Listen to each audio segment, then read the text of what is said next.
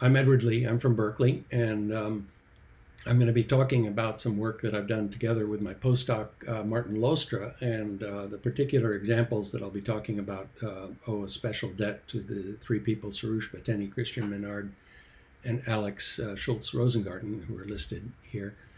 But the main message, the exploration that I'm talking about, is the use of time in programming systems that are not fundamentally real-time systems. And the premise here is that the reality is that most of the software that gets built today runs on multi-core machines and hence has to deal with concurrency and parallelism and interacts with other software components over networks. It's really only the programming exercises in introductory classes that don't have this character today. And my contention is that today's languages and frameworks have really pretty poor support for this, and that temporal semantics can help quite a lot. For dealing with concurrency, the old mainstay, of course, is threads and mutexes and so forth. And that's largely getting replaced in practice, in programming, with the asynchronous atomic callbacks that you find in Python and in JavaScript and in some Java frameworks, or with actors, or with publish and subscribe fabrics. And these are actually, I think, a huge improvement over threads and mutexes from the perspective of understandability of the programs. But they actually fall pretty far short, and it's very difficult, really, to build non-trivial programs using these mechanisms. So let me give a really concrete example. So in the paper, we go through a sequence of 4 design patterns that have some temporal character, but are not really fundamentally about real time. So the first one is the one that is really closest to having a temporal character, because it's about iterated actions. So you've got some function that you want to perform repeatedly, or some set of functions that you want to perform repeatedly, and you would like these to be aligned in some way. So in particular, this is an example of a very simple JavaScript program where there are 3 functions that you want to invoke at regular rates. And you use this internal set interval function in JavaScript to invoke this increment function every 1,000 milliseconds, so that's every second. Invoke a decrement function every 2 seconds, and an observe function every 4 seconds. And the decrement decrements by 2, the increment increments by 1. And the issue is that, well, how do the invocation of these functions relate to one another? And in practice, in JavaScript, there's really no semantics to how they relate to one another. And you can do a little experiment and probably run this program on your laptop, and you're going to find almost certainly non-deterministic behavior where the observer may or may not see the other functions having been invoked. And so the question then becomes, well, if you have an application where the alignment of these invocations really matters, how do you build that? And the language and the framework and the libraries really don't give you any support for this, so you're kind of on your own. Now, you might think that that's just an academic exercise, but actually that style of design is used in practice. In fact, it was rather famously exposed as the dominant design pattern in Toyota software that controls the ECU, the embedded control units in their cars. These are not self-driving cars. These are just, ordinary manual cars.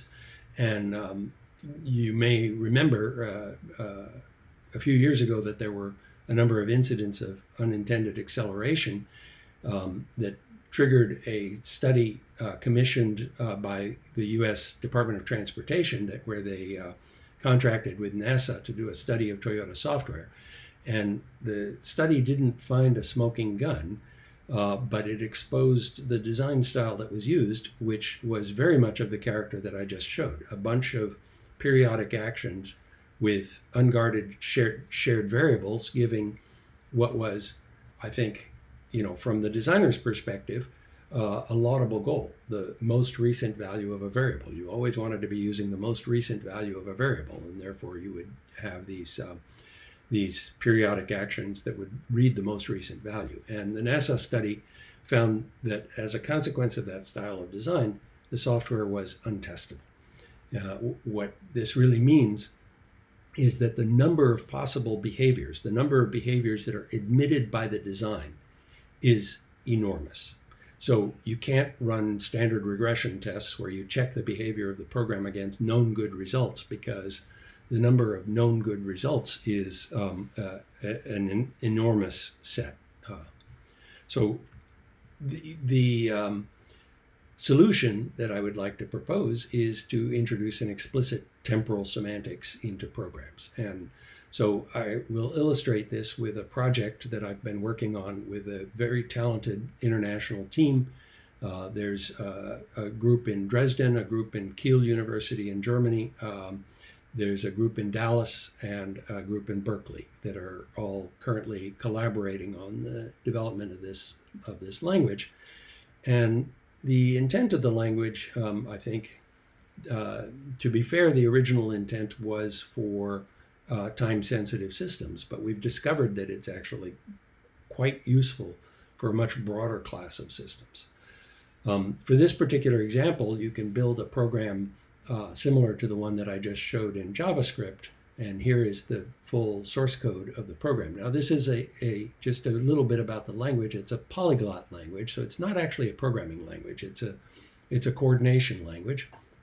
It's got these funny delimiters, this curly brace and equals sign, that is used to surround code in a native target language. So in this particular program, the target language is C.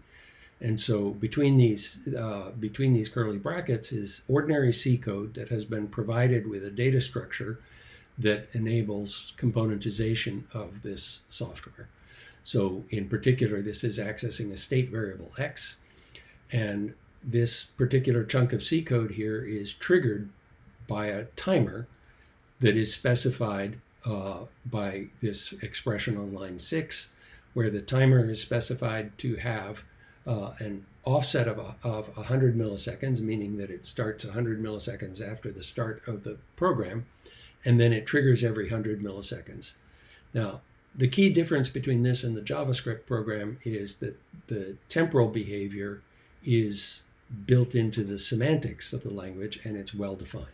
So in fact, the invocation of the functions, even though they're running at different rates, is semantically deterministic. So every 200 milliseconds, the reaction to T1 will be invoked, then the reaction to T2 will be invoked. Every 400 milliseconds, all three reactions will be invoked, but they will be invoked in order, and they will be mutually exclusive. So as a consequence, you get a completely deterministic behavior. Now, this is a pretty trivial kind of hello world example, but a more interesting version of it would be one where you distribute this program across a network.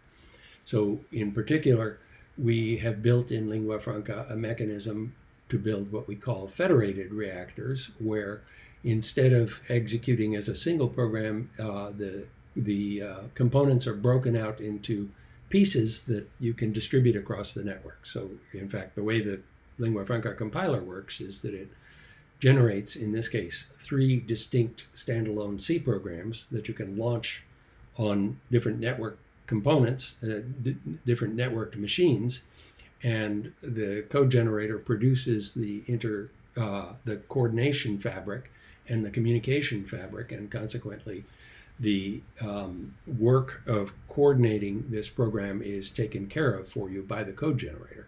So the pieces are the source reactor, in this case, is the one containing the timer. So this is a reusable component where you can set a parameter, which is the period, and then it will simply produce an output at that periodic rate.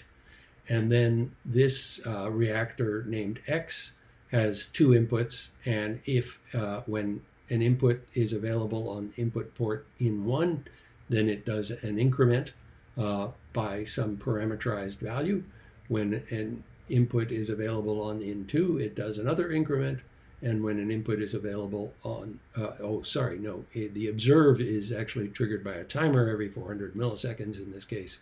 And so it will observe the value.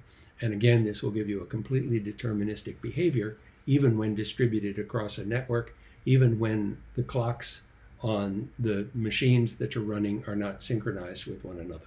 The point here is much less about the real-time behavior of the periodicity, but much more about the alignment, the fact that the observation occurs after the increments that are semantically defined to be simultaneous or preceding that observation. That's the key idea, is that there's this semantic alignment that is the key property of the application. So the second design pattern that we talk about in the paper is what we call the precedence pattern. And this is a very common design pattern in practice. So you've got some service provider that exists somewhere on the network. And suppose the mediator is a third-party authenticator and authorizer.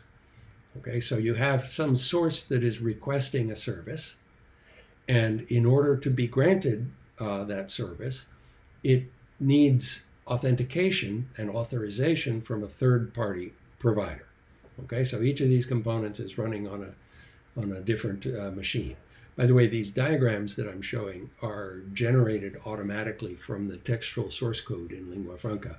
So each of these chevrons represents a chunk of target code that gets invoked in response to some trigger. So the mediator has some chunk of code that will get triggered in response to a network input, and it will produce some network output in response to that trigger. The chunk of code is written in your target language. The target languages supported by lingua franca currently are C, C++, Python, TypeScript, which is a dialect of JavaScript, and Rust. So there's 5 target languages so far that we've built support for in the lingua franca framework. So when you compile this lingua franca program, you'll get 3 distinct pieces of code that you can deploy in the network. And this one uses particularly interesting features of the language. So in particular, this little diamond represents a construct that we call a physical action, which is used to assign a timestamp to some externally triggered asynchronous event. So some event like a user requesting some service, okay? That gets assigned a timestamp, and then once it has been assigned a timestamp, the behavior of the program in reaction to that timestamped event is deterministic and defined by the program, and consequently it's testable because there's going to be exactly one known good reaction in response to that timestamped event. So in this case, the mediator is logically instantaneous, and consequently the timestamp of its output is the same as the timestamp of the input. This is completely independent of network latencies, execution times, and so forth. This is a semantic concept, okay, that the output is logically simultaneous with the input. And that logical simultaneity is a key feature that enables an extremely simple design for this provider, for this service provider. The service provider presumably trusts the mediator, but not the source, okay? So given a request from the source, all that the provider has to do is ensure that there is a logically simultaneous response from the mediator in order to ensure that the requester is in fact authorized and authenticated, and consequently it can provide the service. So this logical simultaneity enables an extremely simple design of this distributed program.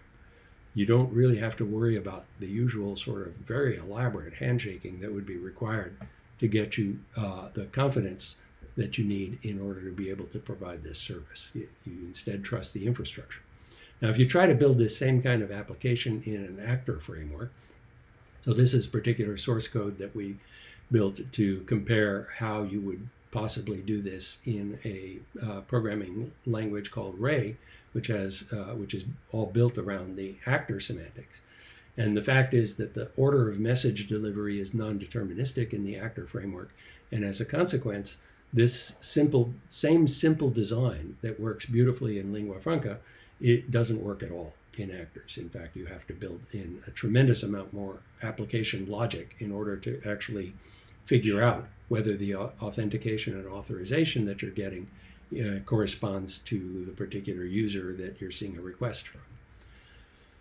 So the third pattern that we talk about in this paper really exploits this simultaneity, this logical simultaneity. And this is a classic problem dating back to 1971 called the smoker's problem. And it's due to Suhas Patil, and it generated quite a bit of controversy at the time and discussion because Patil claimed that this fundamentally could not be solved with Dijkstra's semaphores, that it was impossible to solve this problem in that way. And there's a number of solutions out there. The most popular one, by the way, if you just Google for this and find some solutions, there's also a lot of incorrect solutions to this problem out there. But the most popular one actually puts in a centralized mediator that controls access to the shared resources. The essential problem is that, so the problem statement is pretty simple, which is that you have these three smokers. You can tell how dated this application is from the description, but each smoker has one resource. So for example, smoker number one maybe has tobacco. So in order to smoke, the smoker needs paper and matches. Smoker number two has paper, but not tobacco and matches. And smoker number three has matches, but not paper and tobacco. And an agent at some random time puts two of these resources on the table. And then one of the smokers gets exclusive access to those two resources and begins smoking. And the challenge here is that a naive solution acquires the resources sequentially using locks, and a deadlock almost immediately arises. Okay, and it's really quite difficult to solve this deadlock problem using conventional techniques. But in lingua franca, it's completely straightforward because of the logical simultaneity. The fact is that each of these smokers can simultaneously test for the presence of the two resources that it needs. And it's assured, because of the logical simultaneity, that if both of them have been released by the agent, then they will both be visible to that agent at the same instant. Okay, so the logical simultaneity makes the problem rather trivial to solve. Now, the fourth pattern in the paper is the one that is, to me, the most interesting. And it actually, in writing this paper, we discovered something that we did not realize before. And it has led to a bunch of follow-on work and a much longer paper that we've put into archive. I'll give you a pointer to it in case you're interested. But the design pattern that this is dealing with, again, is an extremely common one. It's one where you have a distributed system and there's some shared state.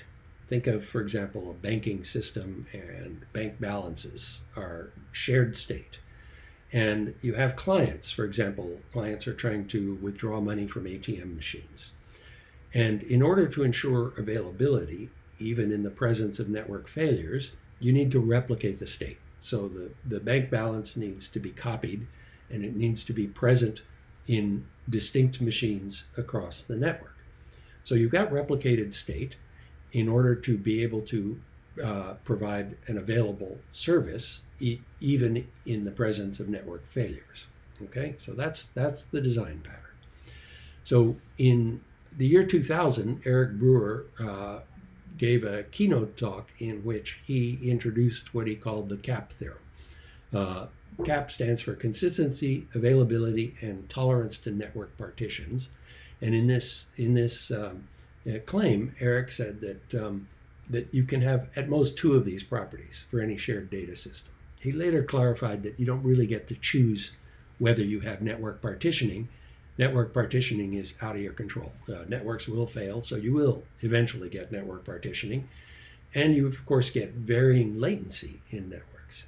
And he refined this issue to claim that in the presence of network partitioning, you have to choose between consistency and availability. You can't have both. Okay? So from the bank balance perspective, if you think of the banking application, in the presence of network failures, you have a choice in your design. You can either have your ATM machine not dispense any cash because it can't be sure of what the current bank balance is, or that would be an unavailable system that enforces consistency. Okay? Or you can dispense cash and take a risk that maybe the bank balance will go negative. That's a system that emphasizes availability over consistency.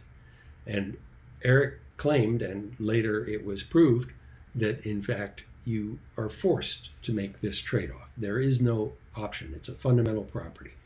So put another way, you've got software components communicating over a network, and consistency means agreement on the value of shared variables.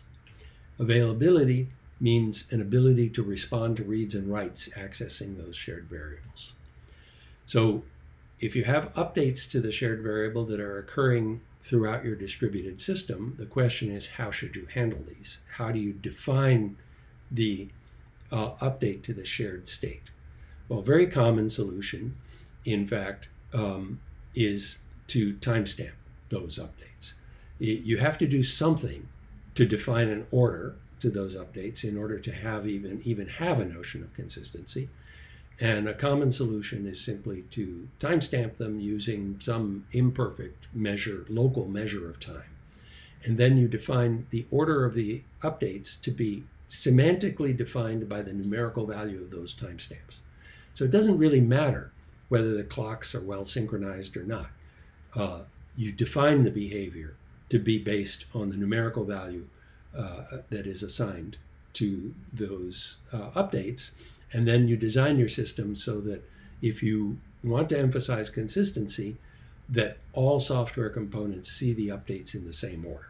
That's what you need to do in order to get consistency. So this consistency pattern is built in for you by lingua franca.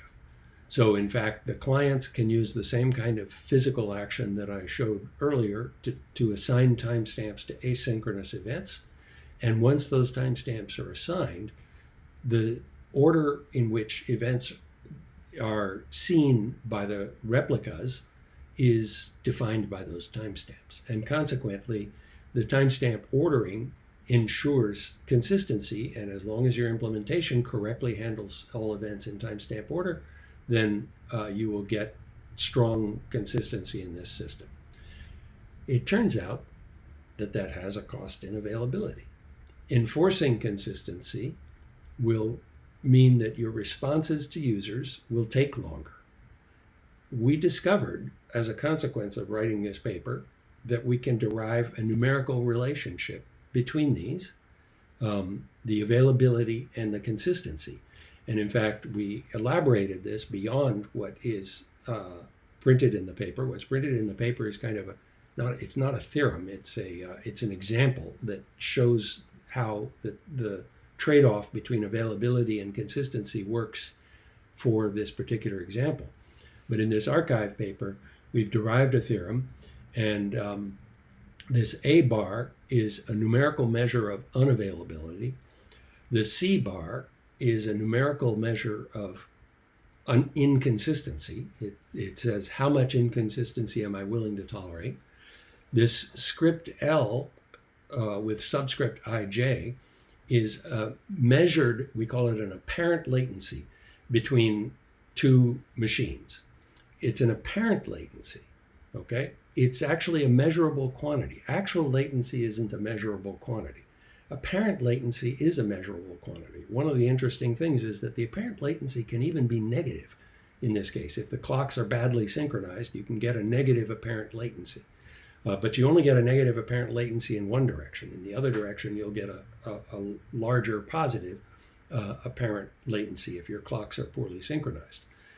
So anyway, we derived this numerical relationship between unavailability and consistency and latency, and showed that, in fact, in this lingua franca program, you can tune the program to put yourself somewhere on this trade-off.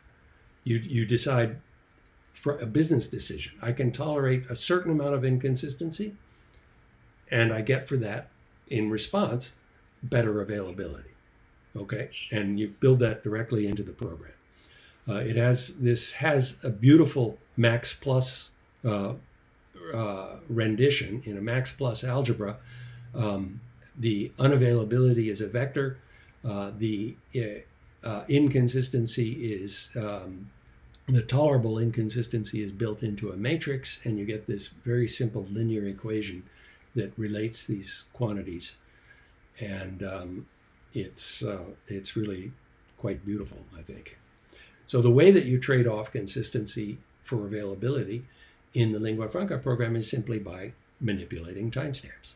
So in particular, if you're okay with two machines disagreeing on the current balance for 10 milliseconds, then you specify that explicitly in the program by simply incrementing timestamps by 10 milliseconds when you broadcast an update. So as a consequence, the remote platform will always see updates with a logical 10 millisecond lag. This is a logical lag, okay? In this kind of a cyclic program, it means that the total inconsistency is bounded, and as a consequence, you get better availability, and you can derive the availability. The client programs are able to respond more quickly to requests.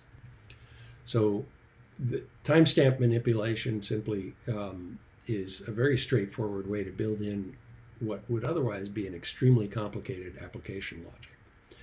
Now, you might think that this kind of coordination comes at significant performance cost. It turns out it doesn't most of the time. It's still preliminary, but we're working on a paper, and a lot of the hard work is being done in Dresden by this fellow, Christian Menard, who is discovering that for some applications, actually doing this kind of coordination does cost you some performance, but for other applications, it actually significantly improves the performance over competing actor-based frameworks. So, in conclusion, I've given 4 design patterns that arise quite commonly in program applications that are they're very difficult to deal with using semaphores and locks. In the case of the smoker problem, some people claim it's even impossible without certain extensions to the locking mechanisms. But they become really quite straightforward as soon as you introduce a logical notion of time into programs. And I'd like to emphasize that, a logical notion of time in programs was actually thrown out in the 1950s when we were starting to develop programming abstractions. And there was sort of a conscious decision to throw out time. We didn't want time in our programming models. As a consequence, the whole field of real-time systems has been about kind of retrofitting at a very high level an abstraction that was thrown away at a very low level and then never reemerged. And I think that this exercise that we're going through of developing sort of common design patterns using temporal semantics shows that it's really maybe time to rethink that. And that maybe putting temporal semantics back into programming languages could be a pretty significant win. So with that, I'll stop and open up for discussion, questions, and criticism. Thank you. Thank you very much.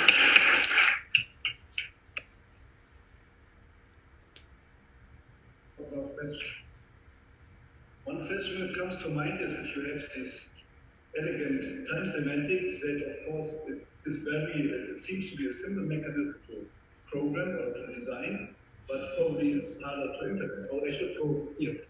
So what is the impact of implementing the language, the lingua franca? Is it very hard? Because, of course, you have, at some point, you have to do some work to get, okay. Yeah, so that's a very good question. I mean, the art in this project is to find effective implementations. And we currently have actually 3 different implementations of the coordination mechanism. The first one is very finely tuned for multi-core execution. So it emphasizes executing reactions in parallel whenever it's possible to do that without violating the temporal semantics. So the ordering constraints and the mutual exclusion in the language. Okay, so that one is very competitive with frameworks that we've been benchmarking it against, particularly Akka, which is a Java-based actor framework, and CAF, which is a C++-based actor framework. And we've been testing using a benchmark suite that's used in the actor community to see how well we perform on multi-core machines compared to those. And we're finding that it's extremely competitive. We're not paying a significant performance cost.